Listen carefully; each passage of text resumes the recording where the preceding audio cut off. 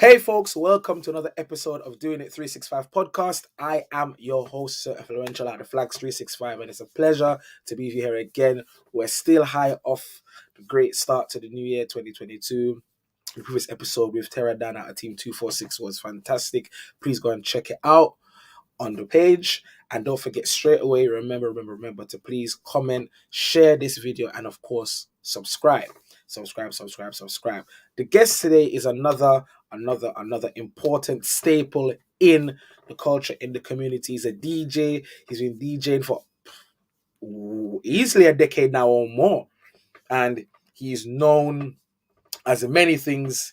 He's known as a father, he's known as a provider, he's known as a very opinionated person, and he's also known as the Bayesian Bandit, again, representative of Team 246, none other than the great, yes, I can say great, entertainer that is Lex Lion. Greetings, Bless bro. my bro, blessings. Thank you for having me. Come on. Yeah, man, it's a Hey, that pleasure. intro was wild. I don't know about the great. I wouldn't consider myself You great, see? but I can appreciate it nevertheless. We're gonna start on that straight away because I feel like people, a lot of us in the scene, in the culture, we like to remain humble and modest. And that's fine, that's cool. There's nothing wrong with that. But you see, when someone's giving you your flowers and they're good flowers, they're not dead flowers, they're not wheat, they're not nothing poisonous, take them. It's not you calling yourself great, It's people I seeing know. you as great. I So know. yeah, That's why I man, said I I appreciate do. it nevertheless still. Yeah, man. So definitely, and everyone's great in their own respect, in their own right, man. And obviously, where you always strive for more. So, like I was talking about, tell us, how would Lex Lion describe himself? If Lex Lion had to write a paragraph about himself, what would Lex Lion say? Paragraph about Lex Lion. I'm a DJ, producer, host / presenter, I suppose. I've got a daughter, 2 kids for that matter, not just one. I've got 2 daughters. I don't know. I'm an electrician by day, DJ by night. Music is what I love. Music is me. Like, I don't do nothing without music. Nothing. If music isn't playing, it doesn't work. Like, even when I go to bed at night, I have to have background noise. That's me. Like, that's all I can say, really. That's a good look, man. That's a good an question. interesting one. I didn't realize so many people have the whole background music thing as well. I thought I was the only one that did that, and I thought as hey, it's an old time thing, but it's good to hear that people are still doing it now. Let's talk about quickly again. Let's continue that conversation on who Lex Lion is. How did you go about the birthing and the journey of Lex Lion? Because I know you've been DJing for some time, but it wasn't always Lex Lion. So talk to us about the birth of Lex Lion and how he has grown since that time.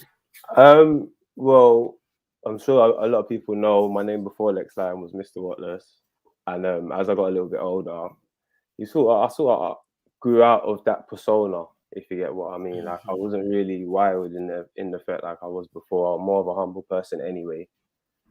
And talking to management, that management said, you know what, we need to take a different direction because Whatless isn't getting me nowhere. Like, people in the dancehall scene are saying, oh, I don't want to put someone in Whatless on my flyer.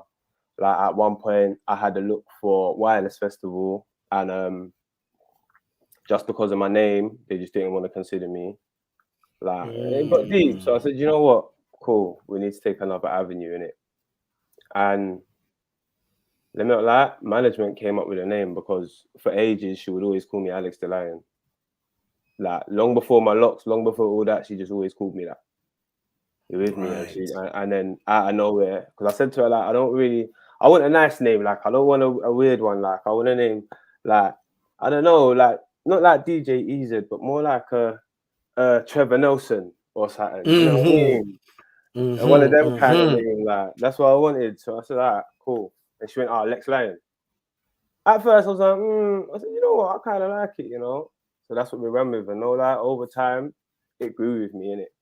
Like, gradually, as I considered myself more as a lion, the name sort of sunk in with me as well. And this is where I am now. You get what I mean? I respect that. That's nice. And again, I love when I hear how active the management is, like in the creative direction, and Yeah, they're taking yeah. something that's simple and just quote unquote personal to the team, Alex the Lion, and really transforming and using it for the branding. And it's so important to do that. I definitely agree. Mm, The DJs and the artists here in the UK have that support system, because sometimes you look out and you feel and you see, "Rah, who's guiding them, who's giving them the wisdom and the support," because it's not an easy road. mm, Shouts out to Terra Dan is tuned in as well now. And obviously, shouts out to everybody mm. that's tuned in, all the silent viewers and those that are going to watch us back later on. Thank you so much again. Lex Lion, the entertainer, the DJ, the father. Musical interests, musical taste, because with a name like Lex Lion, straight away some people are going to think Rastafarianism, Bana Babylon, hardcore, cultural man, drummer beat, no nonsense, all these things. But like you said, you had the name from before you even took on the Rastafarian route, that like Yeah, you do now, and before you even yeah, had locks. So talk to us that's about that. your Yeah. musical interests. My musical interests honestly have no boundaries, like none. One day I could be listening to California girls bumping, driving down the road in my work van. Another day I could be listening to Bob Marley redemption songs. You with me? Like I listen to absolutely everything. Like as long as it's got a beat and I feel it, I rock with it. And I think that's what shocks a Mhm. lot of people about me, to be fair. Because like Yes. growing up, I grew up around like dancehall, grime, old school garage, and then as I started to get old enough to rave is when funky house started to happen. Bearing in mind, I grew up here. I never grew up in the Caribbean. You Hmm. with me? So like as time went on, I don't know. Like I just genuinely love anything with a beat. Family influences as well. Like my family would listen to country and western sometimes, or like calypso and stuff. My mum and people like that would listen to jazz and blues and soca. Like the people around me would listen to rap, hip hop, grime. Then I go to the rave, I hear bashment, Afro beats, because I got a close friend of mine is Nigerian, so I'll be hearing Afro beats as well. Like Hmm. I literally just vibe with everything. The vibe is, and I definitely noticed that and appreciated that during the pandemic, especially 2020, when you straight out the gate took to your IG lives and you were like, you know what, people, I'm gonna be your entertainment. We can't go Mm, out. mm, All right, mm, no problem. This is my mm, bag. mm. 'Cause I done been streaming. I done have the equipment, and that was a beautiful journey to see. But talk to us a bit more about how you executed that, and why did you pick the genres, or even the games that you did? Um, you know what? I winged it, you know. Honestly, I didn't think about none of it. I winged the whole thing. It was just like, you know what? Like I ended up going on furlough from work, so I had time to spare, and I said, you know what? Cool, let me go live and just play some music for the people in it. Like this is what I do in my house normally. So why don't let me just turn on the IG, go live, plug in my phone, and rumble. So that's literally what I did. Like the games and Mm, stuff again, I just winged it. Like I thought of random. I can't even remember some of them games. I have to go through my notes and see what games it was. But I literally I freestyled that whole thing. Even to song selections, mm, there was no playlist, nothing. When I said that I was going genre by genre each day, it's purely because my folders in my laptop are set up by genre. You with me? mhm. So I'll just open one folder, cool, click it to organize by BPM so that I don't have to jumble and run around, and I'll just play whatever came to mind at the time. If something came to mind, I type it in. If not, I just play literally. Simple. Yeah. Like that for me was like one of the definitive moments where I'm like, right, yeah, this is Lex Lion now. This is the entertainer. This is the DJ. Because not a lot of DJs were out the gate like that. Like I said, they were very much they were in their feelings and very hurt and Mm, like, mm, raw, what do I do now? Because my livelihood has been put to a halt, like, and I don't know where or when I'm gonna get to do my passion, which is also my job for a lot of the DJs. So yeah. Yeah. that's coupled with, like you said, the rest of the world, the rest of the wider society, all in the same boat. We're all stuck Mm, on the internet. So it's almost like there's a crisis going on, there's a craziness happening, but we're still able to find some peace, some joy, some niceness in that moment to say, all right, cool, well, here's the silver lining. So, and you kept that going for several weeks. So how easy was that when you're on furlough, but Um, then you got families, things to do, and you've still got other things to do? How did you go about you managing know that? what? My youngest daughter's a blessing. The reason I say she's a blessing is because she's exactly like me. You with me? Mm, So like when it comes to music, if I'm playing music, she'll literally just be there. Like most of the time when I'm live, she'll be there in the room partying by the door where she's not on camera.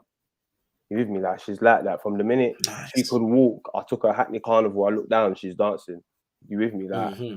the minute I put her down. So it actually is quite easy. For me anyway, it was pretty easy. But I think the hardest part was juggling the fact that okay, like at times when I could be taking my daughter to the park, doing this, so then it means afterwards I have to make up for it on top Hmm. of anything else I have to do. So sometimes it did kind of jumble up the schedule a little bit, but other than that, it was pretty easy to be fair. I respect it. I respect it. I Yeah. definitely respect it. And we're gonna definitely touch on more of the fatherhood and your views on that later on in this episode. But let's Mm, keep it with the mm, music and entertainment for now as well. How what other blessings is what I want to ask about did you get from the pandemic? Because I know for a lot of DJs, it's like you are either hit very hard and thrown out of the arena, or you took the punches and then you kind of bobbed and weaved. Tell us how was it really for you? Because a lot of people feel like it's only just restaurants that got hit, or mm, McDonald's, or mm, mm. the record, the cinema, but the small businesses, the small entrepreneurs like yourself, like myself. But how was it for you to navigate that, especially in the first year, 2020? How was that? Well, to be fair, for me it was more like a recollection year. 2020 was more like the year where you sit down, reconstruct yourself, realize now that actually something could go completely left and you have to sort of wing it all the way through the year. So I literally took time and I used that year to really reconstruct my mind and figure out which direction I wanted to go, who I wanted to be, like not just with music, but just with general life. You with me? And just understand what I really needed. So I think that was my biggest blessing, to be fair. And it allowed me to see what I wanted and to sort of actively go ahead and start achieving what I wanted. I Literally. respect it. I respect it. And I know you're a part of a very supportive team and network where you guys are regularly on conversations with each other, giving each other that moral support. Yeah, we speak all the time. We still linked up all the time. Like for us, pandemic it didn't really phase us too much. Like we still linked up and played dominoes and stuff because obviously my closest circle, we will always sit down and play dominoes every week and Hmm. just talk. You with me? So like that was always a key part. It was always a key part. To be fair, Right. yeah, most That's good. definitely. That's good. And speaking of the wider community, because obviously we know that a lot of the DJs in the UK, especially in the soca scene, they're very well connected. They're friends. How are you seeing and coping and supporting your other DJs, the fellow DJs in the scene? Um, we all sort of linked up and we was always talking. Obviously, we've got like without trying to spill the beans too much, we've got a group chat where we all talk and sort of we link up. We talk about music. Like if we're on Twitch, we share each other's Twitch and stuff. Like, Hmm. do you know what I mean? So we're always sort of in contact with each other in one way, shape, or another. But so I think that played a key part as well. To be fair, little stuff like that, being able to just jump in a group chat and just chat, and there's bare random that will just chat back to you, and we'll all talk, and do you know what I mean? And it's all man them where you can jump in there. Like as a DJ, I never grew up around DJs. You with me? So Yes. I'm out here. Like when it comes to friends outside of DJ life, it was never really that for me. So like if I came up with a new mixer, for example, that I found that I think is dope, I can't go to one of my friends outside of DJ life and say, oh yeah, what do you think of this? Because for them, they don't understand. Do you know what I mean? So in that Hmm. sense, having that support to be able to go to these men and say, yo, what do you man think of this? And actually being able to engage with someone on that it made it a lot easier. It made it a lot easier. I love that. I love that. It's definitely it's one of the ones where I feel like it brought a lot of people together that Mm, normally mm, you would just be like, oh yeah, I see you in the fet, man. Yeah, you're nice, man. You're doing your thing. I'm over here doing my thing. But now it's yeah. like, nah, like, bro, you really good. Like, what's really happening here? And it really makes you appreciate this culture, this movement even more, and makes you stop and say, hold on, is this how easy it is to not do what you love in a proper capacity? Because yeah, we love the IG lives, yeah, we love the Twitch, but there's nothing like the raw crowd in front of you, the hugs, the smiles, the waving of the hand, like, That's a yo, fact. come out here There's nothing and like it. and Yeah.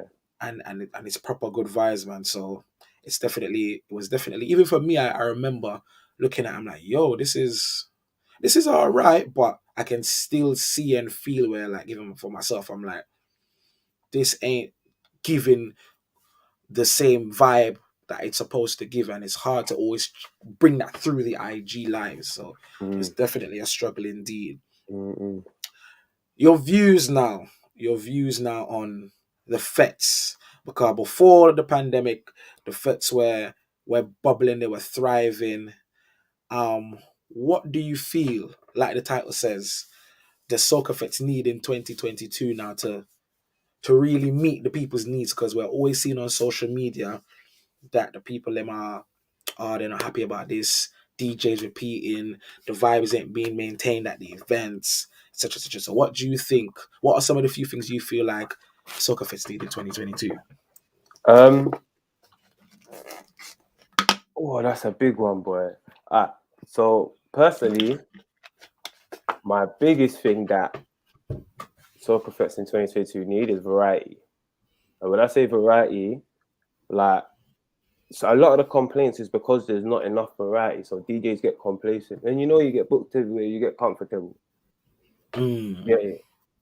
So sometimes it will be like, all right, cool, I'm gonna play this song even though somebody played it like last set or mm, set before, when it shouldn't be that way. So I feel like with the variety, it keeps you on your toes to be able to say, all right, if this person don't act right, cool, let me go here. At the same time, I feel like promoters need to actually listen to what people say. Like, you with me? It can't be a feelings thing where, oh yeah, I don't like this person and blah blah blah because of something else that happened. If the people say, yeah, he's good, I like to listen to him and whatever, you need to consider it. Me as a promoter, that's what I do. I will go to my team and say, okay, who do you not want to hear play? Then I'll go to my friends and say, oh, who do you not want to hear play?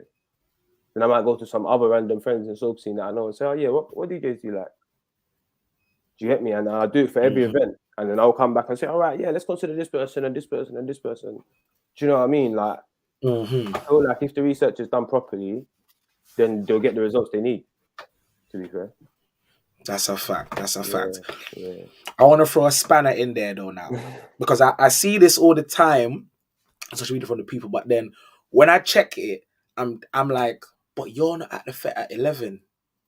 You're Mm. not at the Fet at 12. You're getting there at 1. The Fet finish at 4.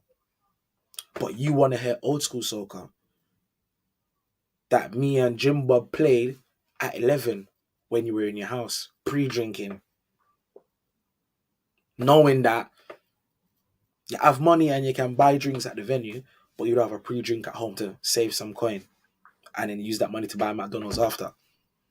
So do you feel like there's also some work to be done? I don't want to use the word responsibility, but some work to be done by the fetters to come out early and really support the events. And because it's no point in you Yeah. always coming at 12:01 and then you have 3 hours of hosting, but the event's been on for the event's been running for a total of 6 hours. Mm, So is that mm, something that mm. you would definitely want to encourage people to do? Yeah, yeah, especially because now a lot of venues are closing earlier. Since the pandemic, a lot of venues are not staying open as late and stuff like that. I would say, yeah.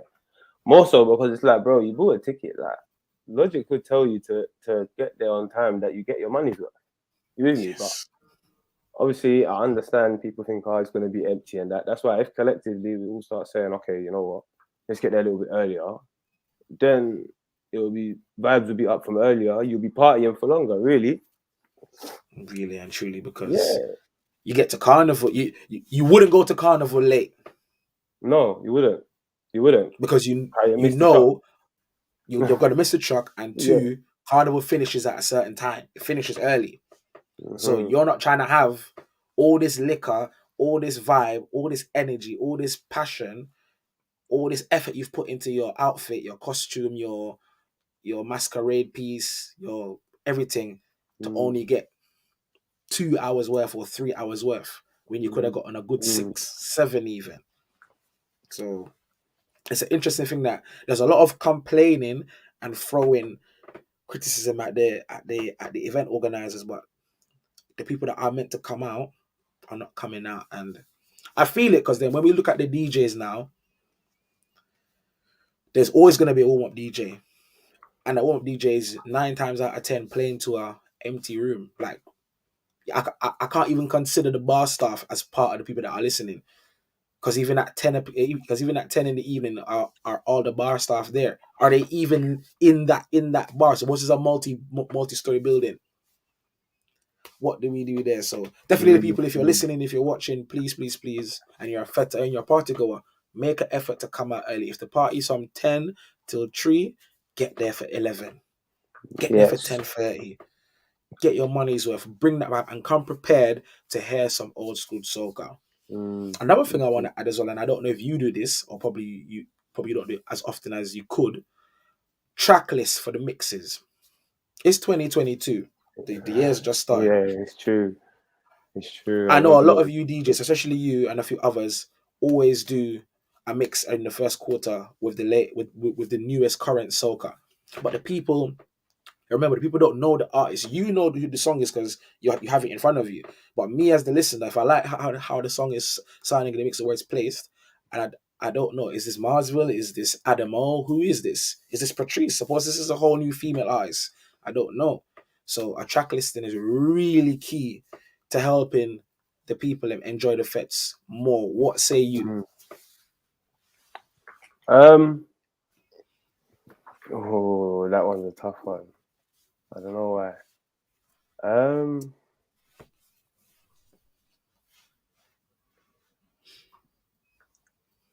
I don't even know. There's so many things I could say. Mm, I think.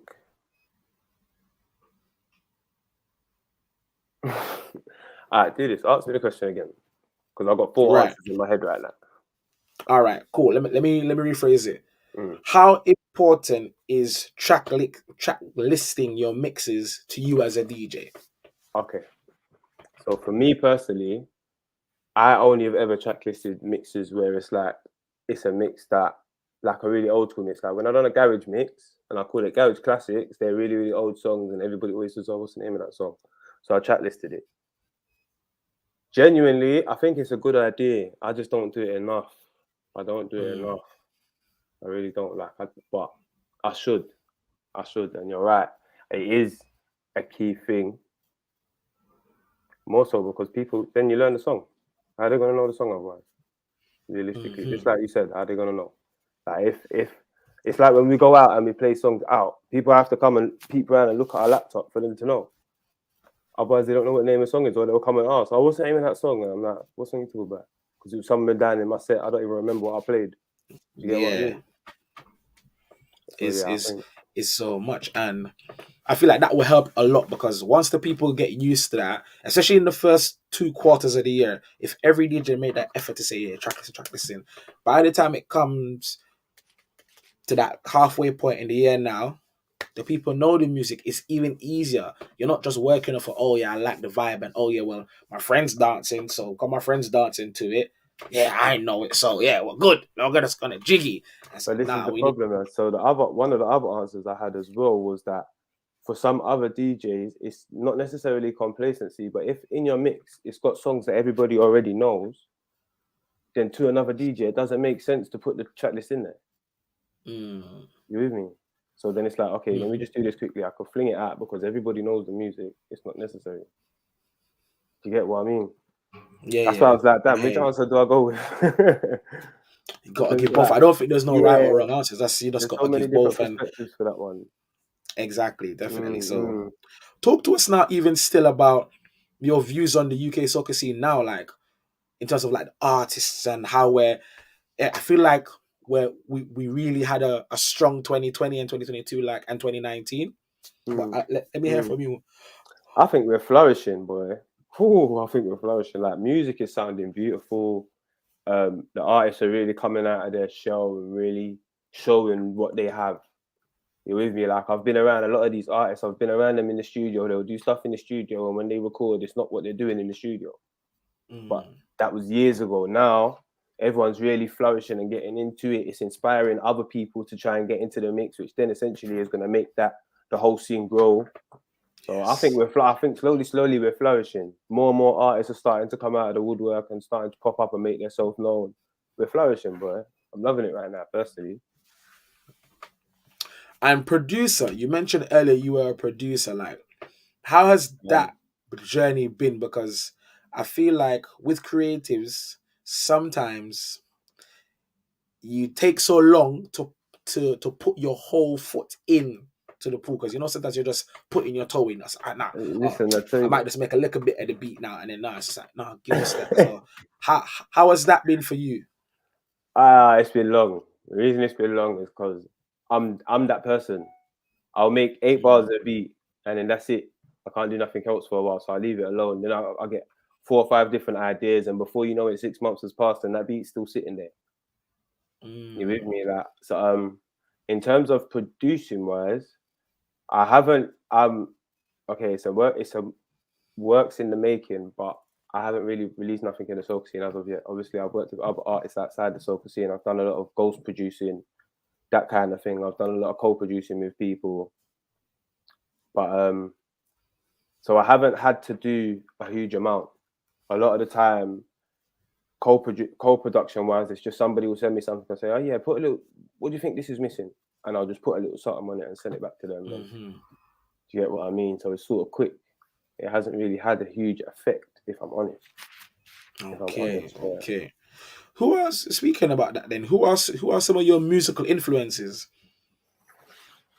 My biggest musical influence, I would say, is DJ Jazzy Jeff, the greatest. Mm-hmm. He's like my all-time favorite DJ. Um, Aside from him, one of my musical influences is my mum. She used to sing. She sings quite a lot, and she's always been very culturally, musically eclectic. So because of that, she's also a person who's helped me expand my musical knowledge. Mm, Another musical influence, I would say, he's not alive anymore, but is an uncle of mine who's the reason I'm a DJ. To be fair, like he used to literally give me his hard drive, plug in his hard drive, and just start transferring thousands and thousands of songs onto my computer, and just for the sake of it, just because he's got the music.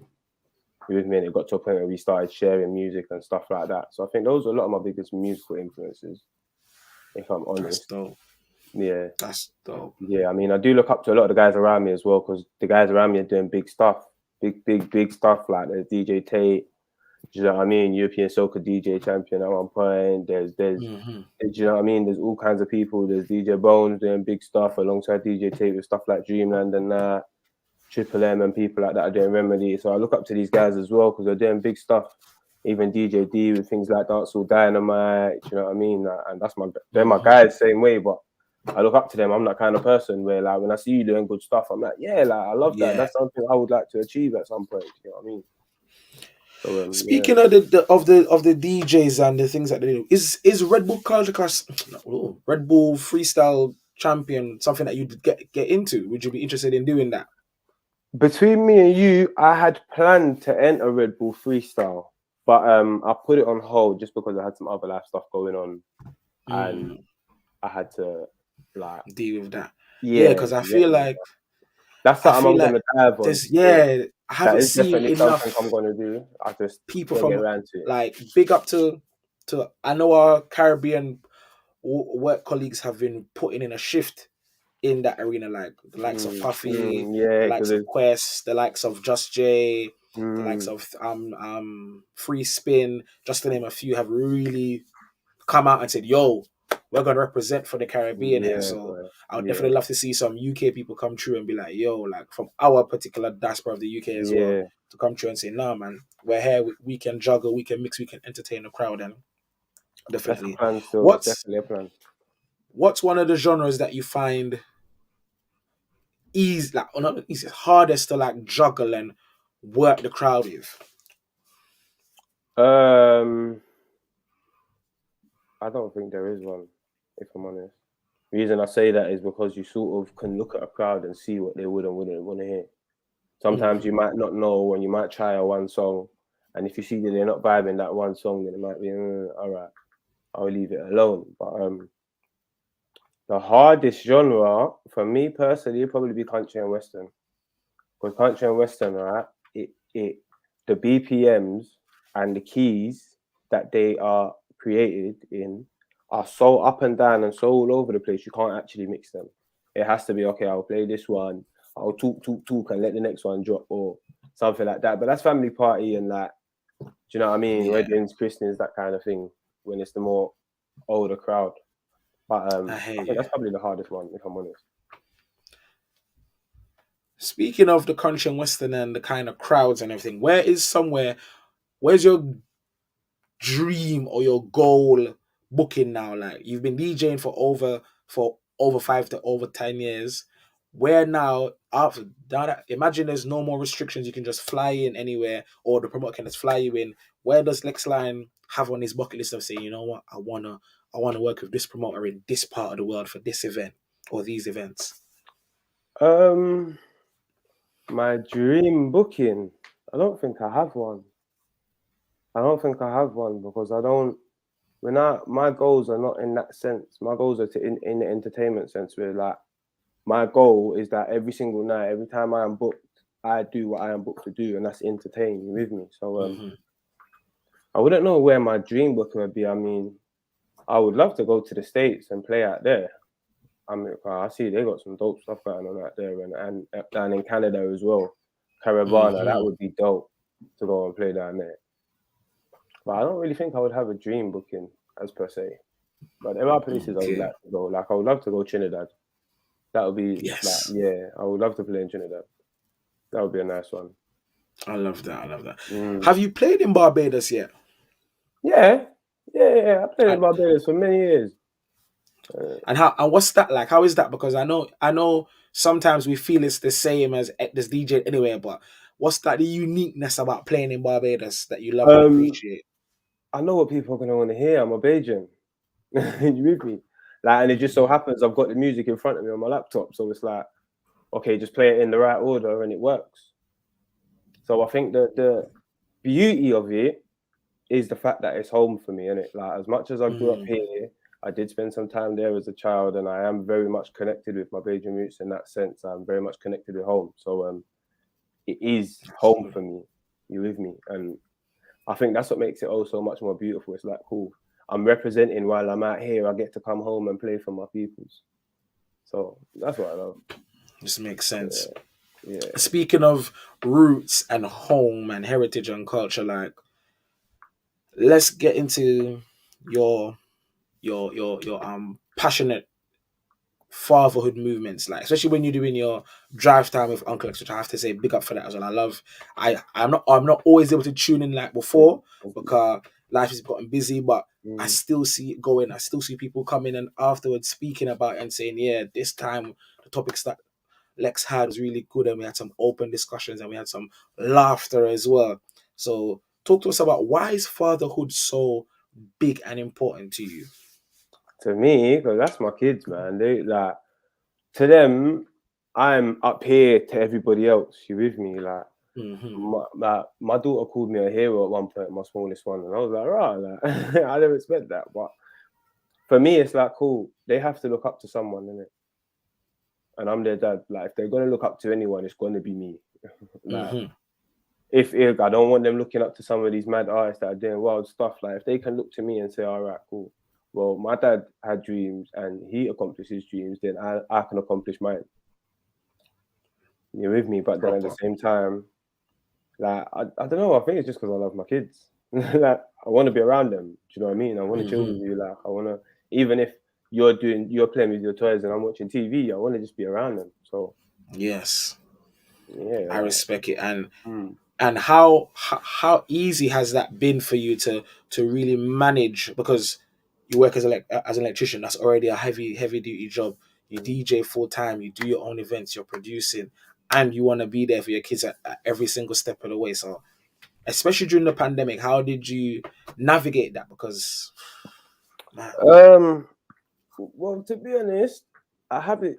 It's pretty easy. Like I get along with my daughter's mum, firstly because we're not together, but I get along with her. So we do have a good relationship in the sense where if there's a weekend where I genuinely can't have my little one, then we will work it out and stuff like that. But like other times, my mum is an absolute blessing. Like honestly, she's because my mum understands. My mum's always been my biggest supporter when it comes to DJing. Like she's always first to listen to my mixes. She's constantly cussing me out right now because she wants me to do a nice little playlist CD to put in her car. You get me? right. So she will always like if I tell her, look, I've got a booking and I need to go. I've got no one to take her. She'll say to me, all right, cool, just bring her. And my mom loves her off as well. Them two got a good relationship. They're like literally they're like little and large. You get me? So it's the family around me make it a lot easier for me to manage what I do. That's A lot good. easier. That's good. Yeah. Like, Yeah. what are some of the things you would say like makes a good dad, like especially in this day and age now, after everything that's happened in the pandemic as well? I feel like parenting, the idea of it has really changed. What do you say to that? Presence is definitely the biggest one for me. I definitely agree where you say that I do parenting's change because some people see the way I am and they're like, no, you can't be like that. I'm like, well, like my kids listen to me, so but it's like I don't know, man. Like for me, everybody parents different, innit? Like because every child's not the same. Everybody has different upbringings. We're all a product of our own environments. You with me? So there's no right and wrong to how you would and wouldn't parent. There's no saying, oh, you shouldn't do this, you shouldn't do that. Yeah, there's general morals and general things that you would expect, but that's not something that you can enforce, or even if they don't live by that, you can't exactly judge somebody by that because you don't know the environment they was raised in. Do you get what I mean? So like that's why I always say everybody's different. Like you don't know the ins and outs. And that's and I like that. I yeah, like that yeah. environment. Like so has it like I know we keep touching on the same thing because but it's a really big topic, and it's like, yo, like how do you cultivate such a good environment, especially again we're now in 2021, the pandemic is still rife. Like, all right, we're not sure if we're gonna be outside. 2022 we was outside but on a slide, back at this park, back at that park, look at shoe beans here, look at shoe beans there. But in 2021 now, we don't know for sure what's gonna happen, and we definitely had no carnival at all 2020. Besides, if you went Trinidad in February of that year, nothing. So 2021's hit now. How are we still creating these good environments for our kids? Because they're also going through this pandemic with us, and they're experiencing feelings and emotions and energy that we as children don't are not used to either. So we can't even can we really relate? But yeah, how do we keep that good Um environment going? again, it's time. It's time. Like just spend time with them. That's what I do. I just spend time as much as I can. Like I'm teaching my youngest daughter how to play the piano. You with me? Like I'm not the greatest at playing the piano, but at the same time as teaching her, I'm learning. Like, do you get what I mean? So stuff like that. It's just time. Just spend time with them. I'm not saying give them every second of every day because sometimes the kids don't want to. So, like I don't know about everybody else's kids. I can't speak for everybody else's kids, but sometimes man don't even want to play with me. Sometimes she wants to go and do her own thing. So I'm like, all right, go and do your thing then, innit? Like it's just time. Literally, it's time and presence. I love that. And Mm. what would you what would you say you want to see more of from the men in society going forward now? Because you hear all the time that, yeah, fathers need to step up, men need to step up, especially the black men. Like, what would you want to see more of the other men in our society, in our community, doing more to, really get the family unit to how it used to be? Honestly, man, they need to stop messing around and start marrying off some of these empress that they're dealing with. 'Cause I see man them, they're in relationships with these girls all 10 years of them something there, and it's like, what else are you doing? I don't understand. Do you get what I mean? Obviously, I'm not a judgmental person, but my thing is, if we want the next generation to follow in our footsteps, then we need to set the right examples, innit? It can't be that, okay, cool, you have to do this, but we didn't do that. We done our own thing. Do you get what I mean? Like, it's not going to make sense. It's like saying, yeah, your mum says to you that you have to always wash up as soon as you finish eating. But your mum, as soon as she finishes eating, she's sitting down watching TV and the plate sits there on the chair until the night time and she goes and washes up. You're not going to wash your plate straight away. Exactly. Do you get what I'm saying?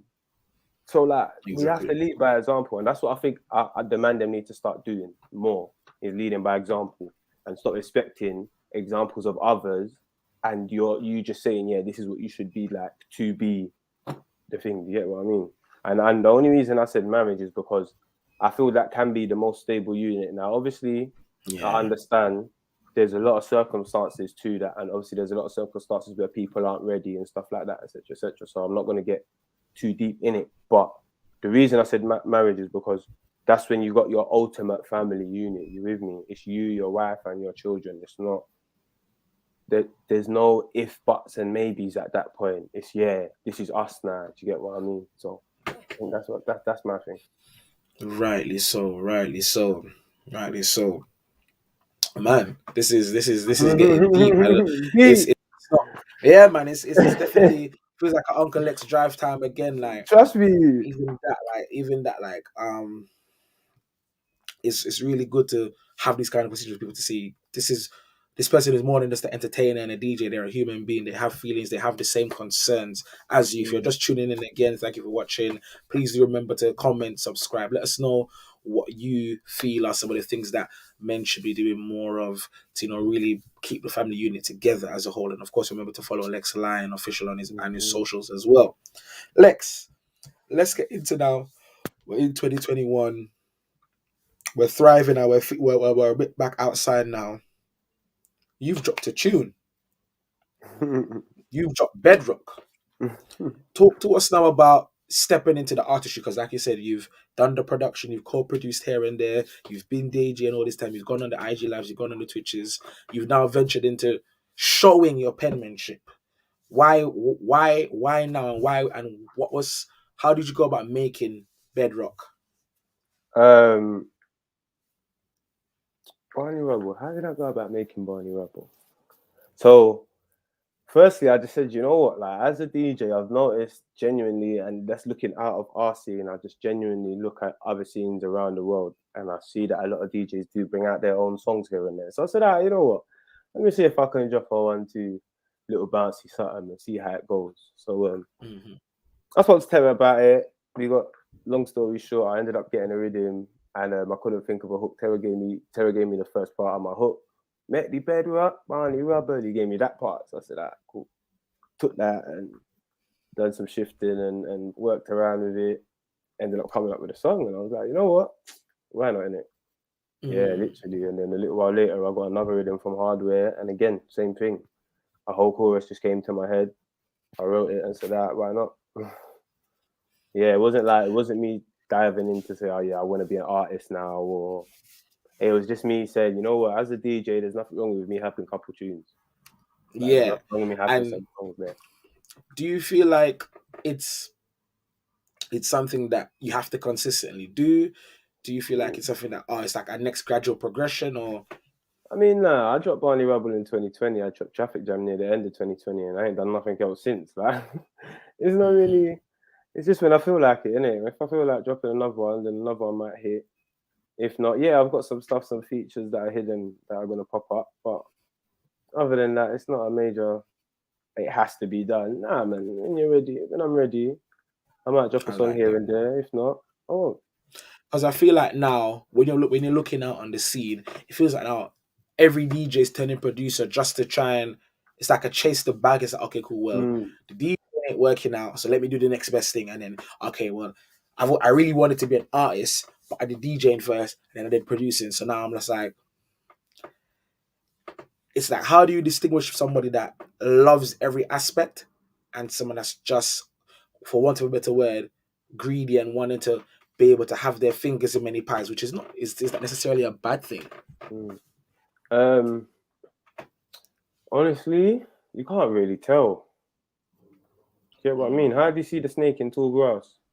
Do you get what I mean? Like, you can't really tell. It's just like there's a lot of people that's out there that are just here for one thing and one thing only, and that's not what drives them. And you genuinely love it and your heart's genuinely in it, I feel that drive and that passion is automatic.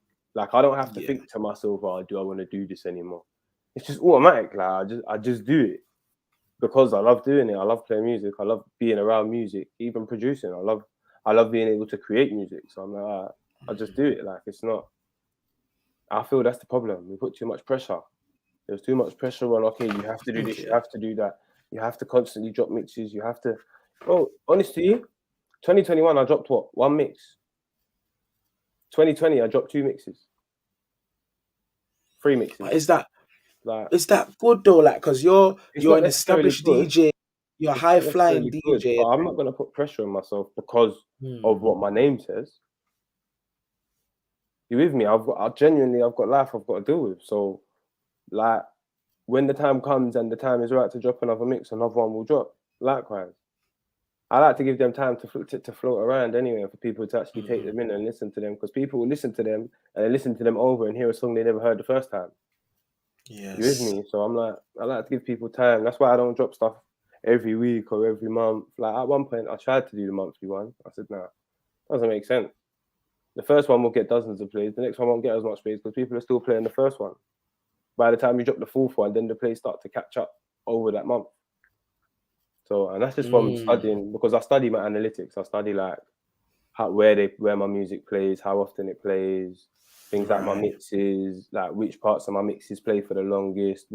I even study things like when people. There's times, like if you're listening to a mix and you cut off at a certain point or you skip through a certain point. I study it to a point where I like when people skip through my mixes and stuff like that. So that's just from research I do to try and give the people better mixes rather than just doing it because I want to be popular and people constantly chase me. That's very meticulous, I have to say. Big up for that, man. It's not easy to get into that mind state where you're criticizing yourself to the fine tooth and nail to make sure that you understand your audience well. And yeah, man, big up and props to you for that, for sure. That's a good look. So, do you think now, or would you say that the pandemic has allowed the DJs and the creatives to kind of not be so hard on themselves? Because you were saying it's like pressure, constantly doing. Are we now taking a more casual journey or drive through this musical, landscape? Yes and no. The reason I say yes and no, I'll go with no first. The reason I say no first is because there's a lot of DJs that didn't really do nothing through the pandemic, and there could be, I'm not saying there could be this idea of, oh, I might be forgotten. So they're on the rat race, they're chasing.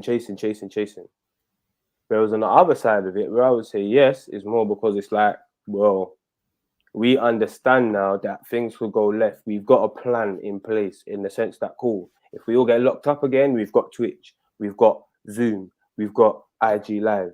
Once it's open up again, we know we can go back to doing events, etc., etc. We've still got mixes and stuff like that we can do. Like, DJs are doing more remixes, which is a good thing. Even if you're not producing, dropping some remixes isn't hard. You with me? Yes. So DJs are doing stuff like that as well. So that's what I think. I respect it. I do respect it. I do feel like the pandemic has had that definite effect, and it's also been more so like, no, you know what? Let me take my time. Let me actually, because again, like you said, for a lot of DJs, you're up and down the place, and really and truly you had life. I remember Terra saying you guys were in Montserrat at the start of 2020. So, that's like right, I said, so for all those DJs that are used to flying out and getting the international bookings, again, for it to get taken, so it's like from every angle you're getting hit differently, and it's like, rah. You're right. It makes sense. Like, are you even in the headspace to think of a mix? Like, what songs, when? Obviously, if you've got a booking, all right, the promoter wants to hear this or the crowd wants to hear that. Easy peasy. But to say you're going to sit down in your house from a soca aspect, it's like the music 9 times out of 10 is based off of the carnivals. So for me, for example, if there's no crop over and there's no 4-day morning, there's nothing to drive the artist to release as much music as they do. So music's still coming out, but it's not coming out as frequent now. Yes. Which then means, all right, cool. Rather than being able to do a mix once a month because you got another 100 songs every month, it's like, okay, Yes. well, it might have to be once every 2 months because the 100's gone down to 50 or 75 or whatever it may be. It's crazy. When you break it down like that, you realize that, yeah, for real. But then again, soca isn't just based on the carnival though. So it's like, No, it's not. It's not. do we But it's just, how do we, you got to bear in you know? mind, it's not. But then at the same time, when the festivals come around, there's so many things around it. That's like the climax to the season. You with me? It's not just. It's not. It might not just be Trinidad Carnival or Kaduma or 4 Day Morning. You got international basketball soca competition. You got international soca monarch. Here we got like UK soca monarch and them kind of things, as well as. Do you know what I mean? It's a build up of a whole thing. So it's like creating. You have to create an atmosphere. You have to create a catalog. Okay. So when the season is happening, you get more inspiration. So I know where you might just be in the event vibing and you get a tune in your head. So you drop that down in your phone. Next thing you know, now you want to go to the studio, release that quickly. So then rather than dropping 3 songs for the year, you end up dropping 8. You with me? But it's not a problem because they will fluctuate. They will play around that season. You with me? So that's why I feel like the carnival seasons play a big part. A big part. Okay. I hear it. And I'm still on the side of Earth and the ways like, yo, no seasons, just give it to them all year round. And Yeah, no, but of course. again, I appreciate that it can be tough because we're It's human. inspiration. Everyone's If you're not and partying and you're not chipping and walking up behind the truck, where have you got the inspiration to sing about chipping and walking up behind the truck? true. Because you can only see, there's only so much you can sing about from in your phone gallery. You understand? Understand? Yeah, there's only so much you can sing about. So it's definitely one to not underestimate for sure. So we're coming through 2021 now. Again, virtual carnival, but events them start opening up. What were some of the highlight events for you for 2021 that you played at? Dreamland and Wonderland, easily. That's my biggest one. Because firstly at Wonderland, I wasn't supposed to play at the time I did. I already played earlier, but Hardware's laptop wasn't working, and he told me that if his laptop don't work, just plug in and we're there. So I plugged in and I ended up playing in the middle of Wonderland as well, which was a highlight. And Dreamland was just berserk. Like I played because obviously Terra performed. I didn't actually play for the crowd, but Terra performed and I played for Terra. So Dreamland was an absolute vibe in itself. Like yeah, man. I feel like that had to be my highlight that weekend. I feel like the people now, Dreamland is just it's a staple now. Especially after everything that's happened now. And then we finally get to have some international acts as well as the local acts. And it's like, yeah, cool. Everyone come out well. Everyone's on the same energy. And I have to say, I have to give props to our brothers and sisters here in the UK scene, man, and this artistry thing because we didn't disappoint. Every UK artist that I saw perform, whether it was in person, because I got to Dreamland late because I had another booking on a boat ride. But when I got there, from what I saw of the UK acts and then what I got to watch back on social media, I was like, yeah, we came out organized, we came out on time, we came out fully customized, and everyone in the team everyone is helping you to make this work. And I'm seeing people's managers or their media team working, and I'm like, yo, our people are really taking this thing to the next level, and it's making the international acts look at you and say, yo, all right, cool, I see you. Like, okay, this is your song, yeah. The crowd knows you. All right, we're vibing. All right, you are here, you're making a noise. So that's really good to see. And it's just, yo, if there's any artists watching, please keep up the good work. Like, we need you lot to keep in your bag, dig deeper, give us the music. Another thing I noticed that we don't tend to really do over here much is we don't have any albums coming out from UK soca artists here. I would love to see a Terradan album. Love to see a Miss Desire, Sandivas, Simbali, Batch, Mersey, Trini Boy. I'm going to include Wetty because he's /Europe. Yes, Wetty, like so many people. Devine, like so many people, and obviously you're a producer, so I know you're going to be fully in there producing, probably co-writing. So we definitely need an album, or we need like 3 albums. I'm calling it now. I want 3 UK Soca albums this year, 3 different artists. Give me an album. So whoever's listening at the list that I just called, or if you know them, get onto them again. We need 3 albums.